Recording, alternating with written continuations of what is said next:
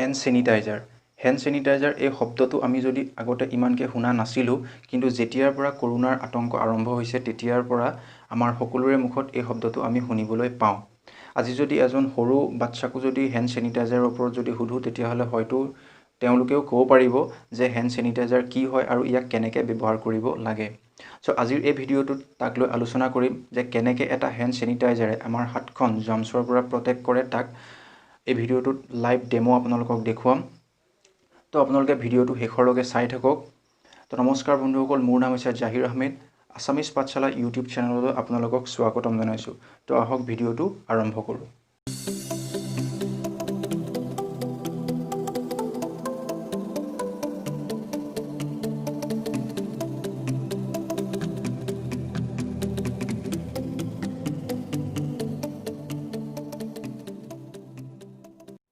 চ' আপোনালোকে দেখিবলৈ পাইছে যে মই ইয়াত 4টা চেম্পল ইয়াত লোৱা আছে। এইটো হৈছে এটা হেণ্ড স্যানিটাইজাৰ আৰু ইয়াত এইটো আপোনালোকে যিটো দেখিব পাইছে এইটো এটা সাধাৰণ চাবোন হয়। এইটো ইয়াত বহুত লেতেৰা ইয়াত পানী লোৱা হৈছে, ইয়াত বৰষুণৰ আৰু বা নালাৰ পানী ইয়াত মিক্স আছে। ইয়াত বহুতো ধৰণৰ লেতেৰা ইয়াত আছে আপোনালোকে দেখিবলৈ পাইছে। আৰু এইখিনি হৈছে ফ্ৰেছ ৱাটাৰ, চাফা পানী হয়। এতিয়া আহোঁ আমি মেইন টেষ্টটোলৈ। এতিয়া মই এই আঙুলিটো যদি মই এই পানীখিনিত যদি ডুবাওঁ, তেতিয়াহ'লে আপোনালোকে দেখিবলৈ পাব যে ইয়াত লেতেৰাবিলাক মোৰ আঙুলিত লাগি গৈছে। লেতেৰাবিলাক মোৰ ইয়াত আঙুলিত লাগি গৈছে। এতিয়া মই এই আঙুলিটো মই এতিয়া চেনিটাইজ কৰিম। মই এতিয়া এই আঙুলিটো চেনিটাইজ কৰিম, আপোনালোকে চাব।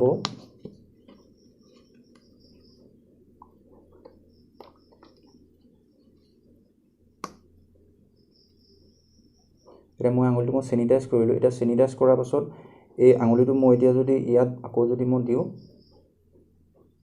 আপোনালোকে দেখিবলৈ পাইছে যে মোৰ লেতেৰাবিলাক মোৰ হাতত লগা নাই। ইয়াত লেতেৰাবিলাক নিজে নিজে আঁতৰি গৈছে। তাৰ মানে আমি ইয়াৰ পৰা আমি কি গম পালোঁ যে চেনিটাইজ কৰাৰ পাছত লেতেৰা জাৰ্মছবিলাক আমাৰ হাতৰ সংস্পৰ্শলৈ আহিবলৈ নিদিয়ে। এতিয়া আহোঁ আমি চাবোনলৈ। চাবোনৰ পৰা আমি টেষ্ট কৰি পেলাই চাওঁ যে চাবোনে তেনেকুৱা কাম কৰে নে নকৰে। এতিয়া মই বেলেগ এটা আঙুলি মই ইয়াত দি পেলাই চাম। এতিয়া দেখিছে এইবিলাক লেতেৰাবিলাক মোৰ আঙুলিত লাগি গৈছে। এতিয়া মই এই আঙুলিটো মই এতিয়া চাবোনেৰে মই চাফা কৰিম। প্ৰথমতে মই আঙুলিটো অলপ ধুই লৈছোঁ। এতিয়া চাব,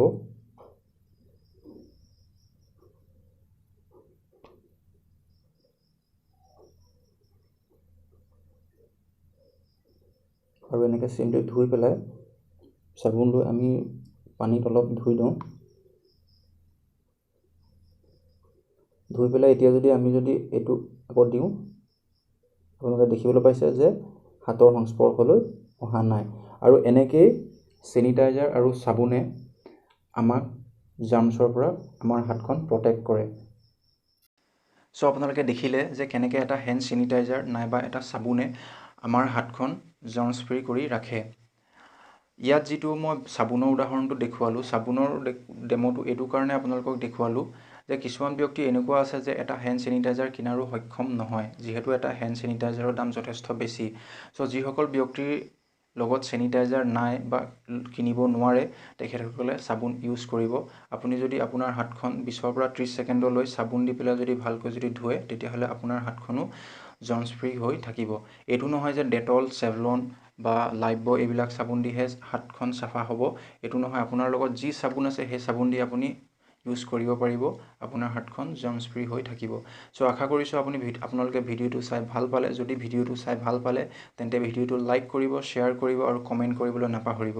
যদি চেনেলটোত নতুনকৈ সোমাইছে তেন্তে চেনেলটো ছাবস্ক্ৰাইব কৰিবলৈ নাপাহৰিব। তো লগ পাম এনেকুৱাই আৰু এটা নতুন ইণ্টাৰেষ্টিং ভিডিঅ'ৰ সৈতে। তেতিয়ালৈ মই বিদায় লৈছোঁ। জয় হিন্দ, জয় আই অসম।